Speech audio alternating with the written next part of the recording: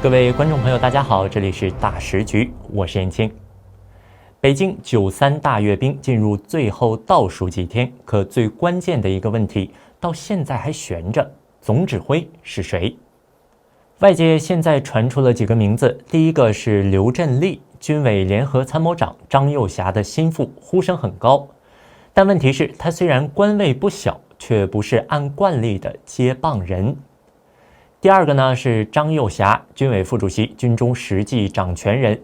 如果他亲自挂帅，那场面确实震撼，但也等于告诉外界，习近平手里已经没人可用了。第三个，董军，现任国防部长，不过他身上挂着苗华的标签，太敏感，张又侠对他始终不放心。最后呢，还有一个黑马吴亚楠，南部战区司令，他也当过中部战区司令，经验正好对口。那这也是为什么有不少专家认为他出现的可能性最大。朋友们，这场总指挥难产的戏码，已经不只是谁来带队的问题，而是把习近平军中大清洗之后的空心化危机彻底暴露出来。台湾国防安全研究院研究员沈明世对于上述几位人选，他指出，根据惯例，仪式阅兵总指挥通常由中部战区司令员出任，但目前代理中部战区司令员的副司令和政委都因为贪腐遭到调查。不仅如此，放眼望去，包括西部、北部和东部战区司令员也全数被列入了调查名单中。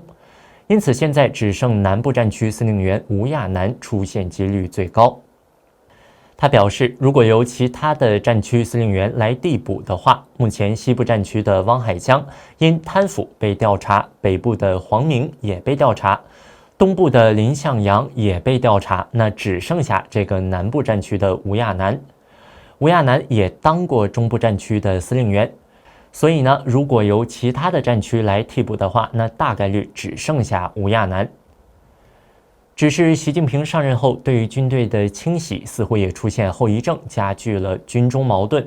那据统计，中共总书记习近平自上台后晋升的79名上将里，已经有超过30%被免职或卷入反腐调查中。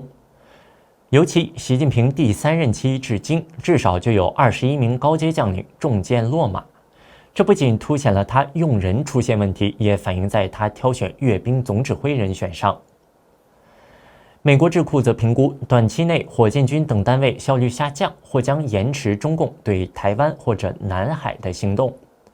而如今阅兵总指挥的难产，恐怕也只是习近平清洗军队副作用的冰山一角。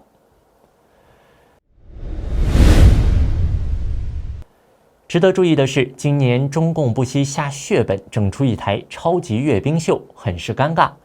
除了遭受国际制裁的俄罗斯总统普京、朝鲜最高领导人金正恩、伊朗总统佩泽什基安等国家领导人外，西方国家首脑全部缺席，连中俄使劲拉拢的印度总理莫迪也缺席。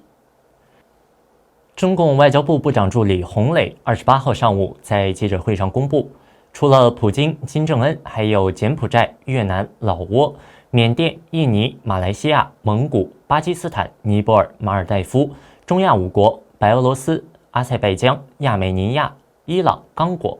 津巴布韦、塞尔维亚、斯洛伐克、古巴等一共26国领导人出席。洪磊指出，参加的外国嘉宾还包括韩国国会议长宇原直在内的14位各国议长、副总理、高级别代表，以及联合国副秘书长李军华等10位国际组织负责人，还有日本前首相鸠山由纪夫、8位欧洲与纽澳前要政出席。那在这些领导人里，金正恩的出席尤其引人侧目。他最近一次与习近平的公开会面已经是2019年6月。这次金正恩访中，除了是他自己2011年底掌权以来首次参与中共阅兵，也是他首次出席多边活动。他曾与中共、俄罗斯、美国、韩国等国领导人举行双边会晤，但从未出席过多边峰会或者活动，因此此行政治意义非常特殊。韩国韩联社推测，金正恩可能认为这次访问中共可以凸显中俄朝三方抱团，并期待与习近平和普京并肩同框的场面。对外塑造其也是国际外交舞台主角的形象。另外，还有观点认为，金正恩也许想在俄乌战争结束之前进一步加强朝中关系，因此决定访问北京。除了普京、金正恩，伊朗总统裴泽什基安也预计现身主席台，见证数万名中共官兵列队通过天安门广场。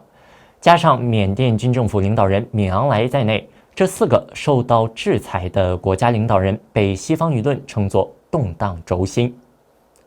分析人士称，这一松散的受制裁国家联盟正试图挑战西方秩序。无论是在台湾问题、在海上航道制造阻力，还是通过互相提供经济输血以削弱西方制裁，这些国家都表现出了高度一致的战略意图。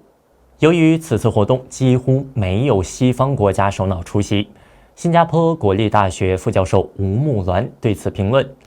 习近平正试图展示他在中国国内仍然强势并广受拥戴。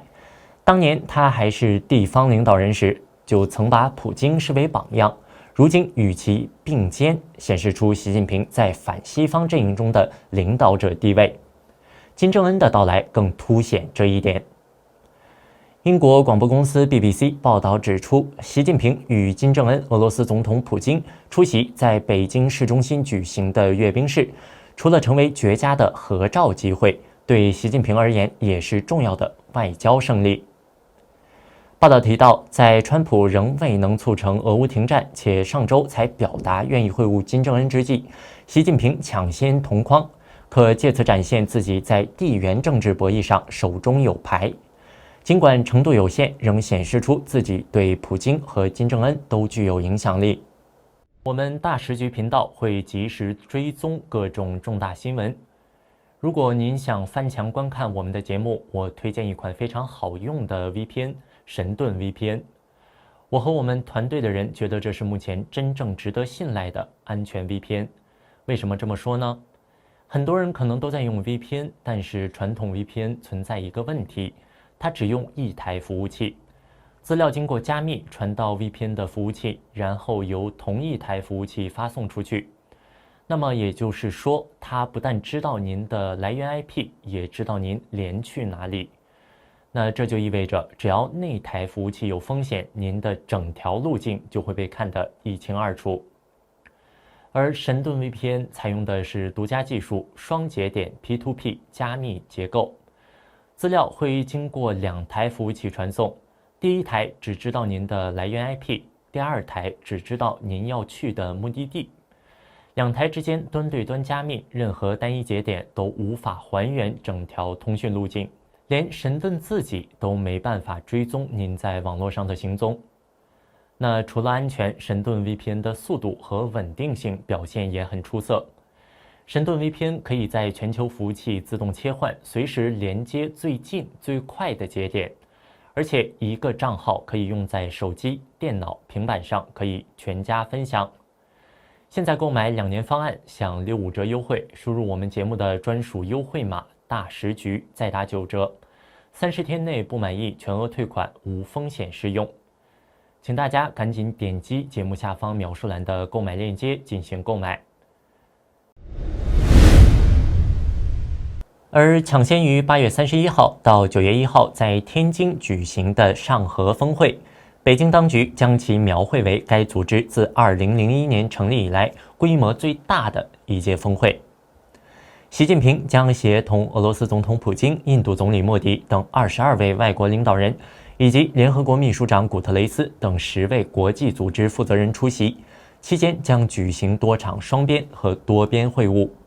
这次峰会在中印关系因边界冲突紧张以及俄朝因乌克兰战争越走越近的背景下举行。由于美国并非上合组织成员，也让历次峰会成为了排除美国的场合。